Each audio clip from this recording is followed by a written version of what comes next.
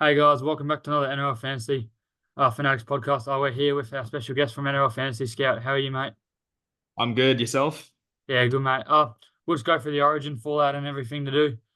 So, first of all, we got up to Queensland Maroons. How good was that?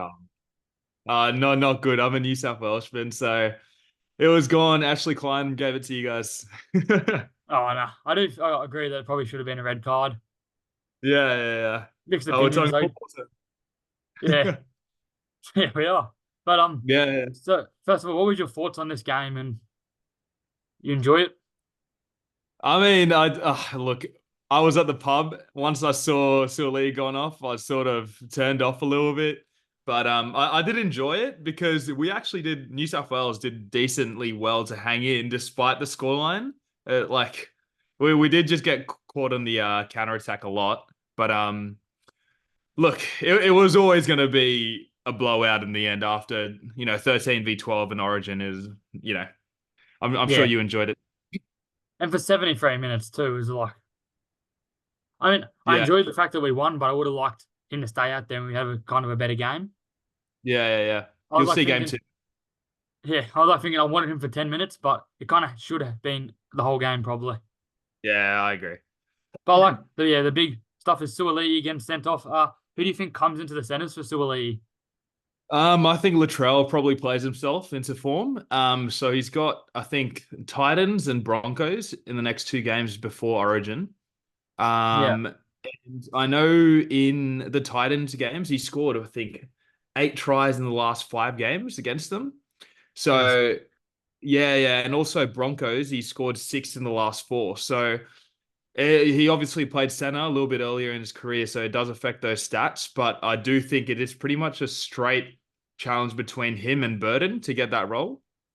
Yeah, Um, so in fantasy terms, if you're thinking about getting Latrell, I probably would avoid that. However, I think Latrell comes straight in, to be honest, just because we lacked a little bit of strike power in the New South Wales team.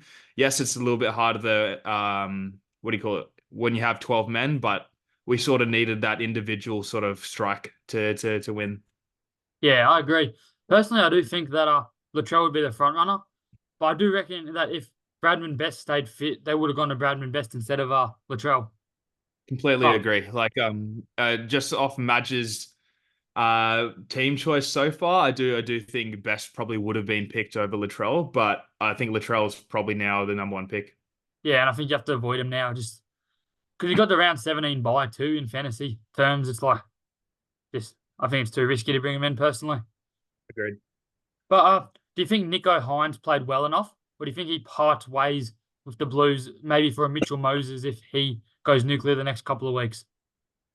I don't even think Moses needs to go nuclear. I think he goes straight into the team. So New South Wales we just needed a little bit better kicking. Fifth tackle options are a little bit poor. And New South Wales was already looking to get Moses in before Hines even got picked. There was a quote where if Moses got through round 12 fine, he would have been picked. So I think they're going to do everything they can to get Moses back in. Yeah. I don't know. Like you see, Nico Hines still finished the highest scorer in this game.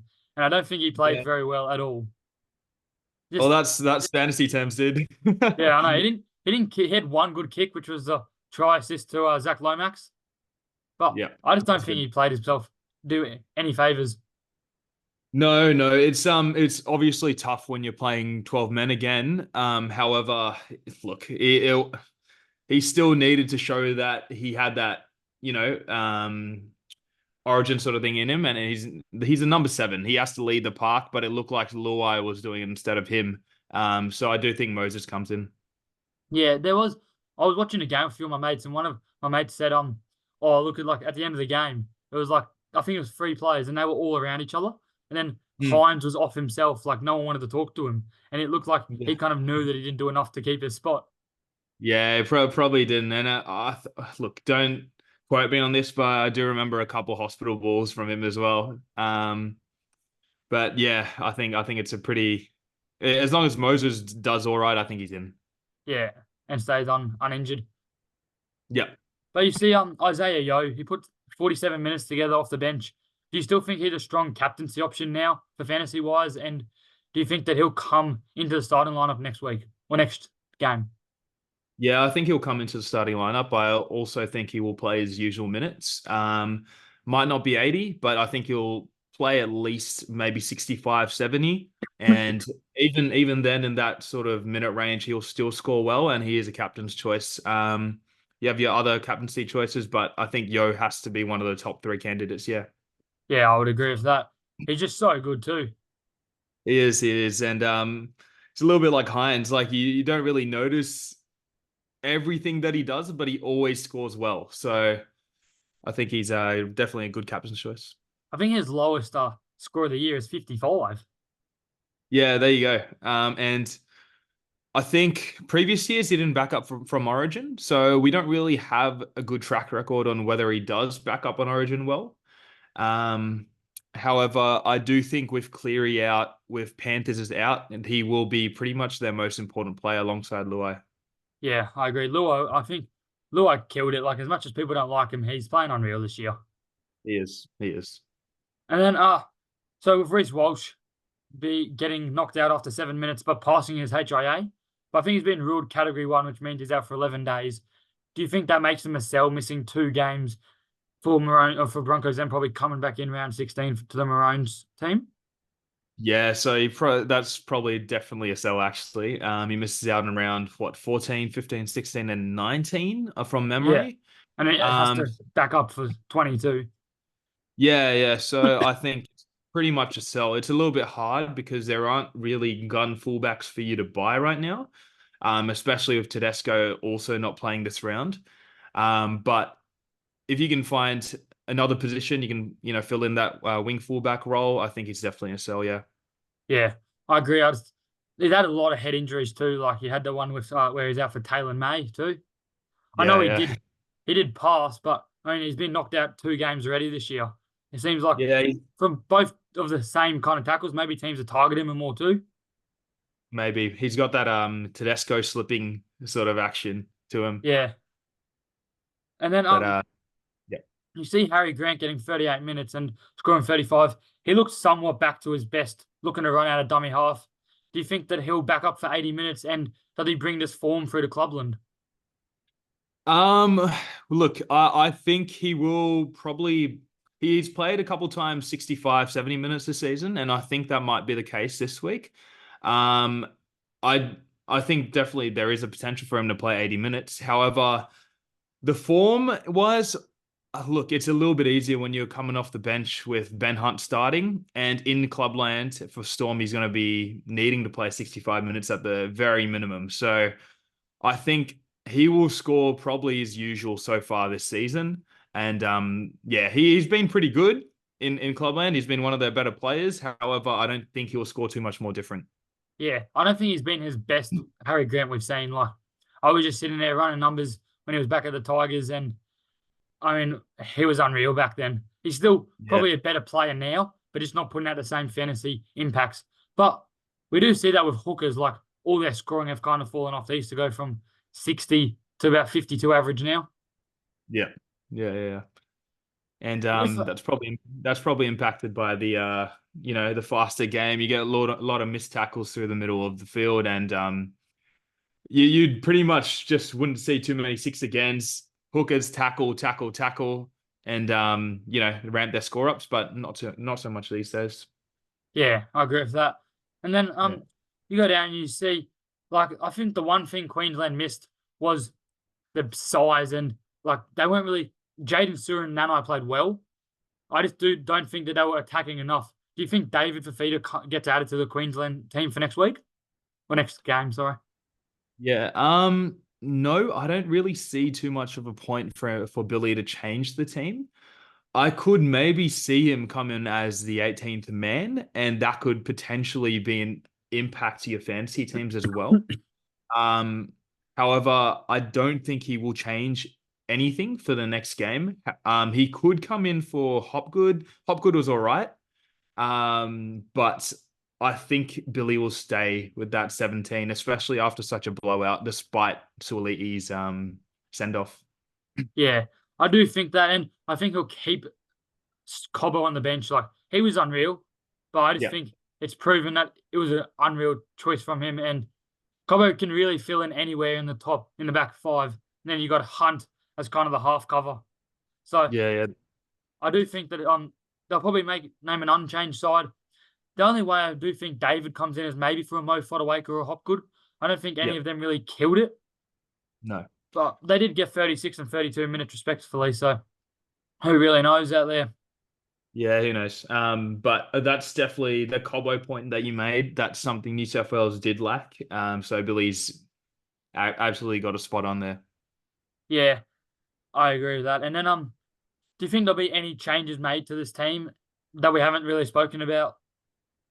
Yeah, so Mitch Moses in, as we've spoken about earlier. I also Yeah, think Edwards might come in for Teddy. I'm leaning towards Edwards definitely coming in, to be honest. I don't think We Teddy did played bad at all.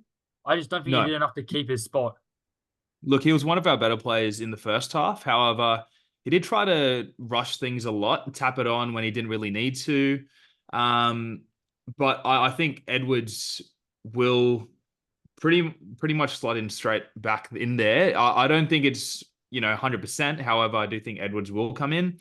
The other things, I think uh, Appy could potentially come back. I think that's one thing that we lacked a little bit of in terms of creativity around the ruck. Robson was great, but Appy gives us a little bit of a different dimension. Latrell will come in maybe.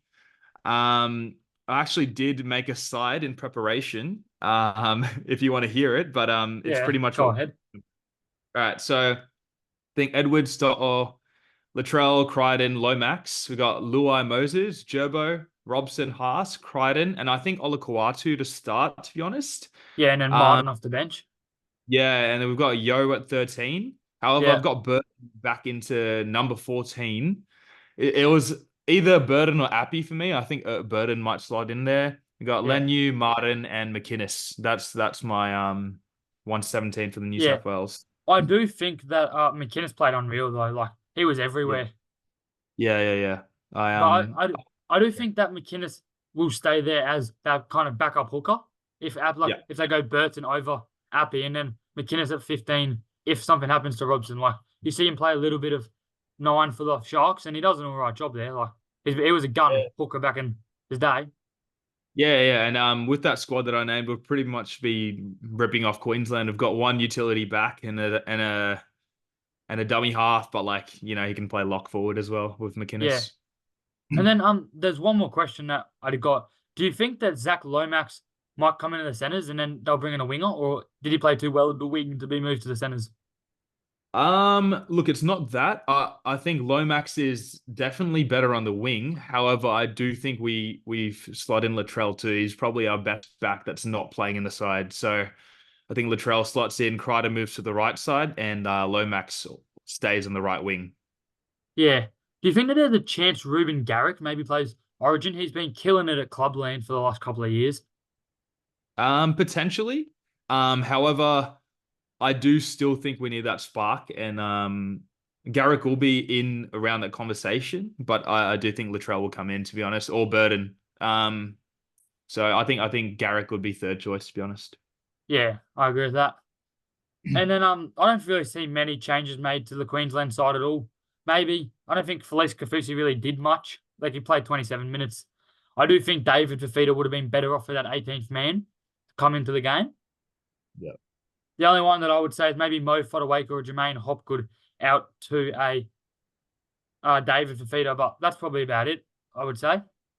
Yeah, look, I was looking at that forward pack, and we've got, Cotter's already starting there, so he's a small dude, but you can't underestimate him. Collins, I think you sort of need Fodawaker and Hopgood. Hopgood, you can sort of swap with Fafita, but Hopgood does pretty much run through the middle in Clubland, so I think he just names an unchanged side, to be honest. Yeah, something that Hopgood brings to like our side that not like Fafita doesn't, no one really else does is that offload. Like, see, he's a Yeah, really good offloader in fantasy and that.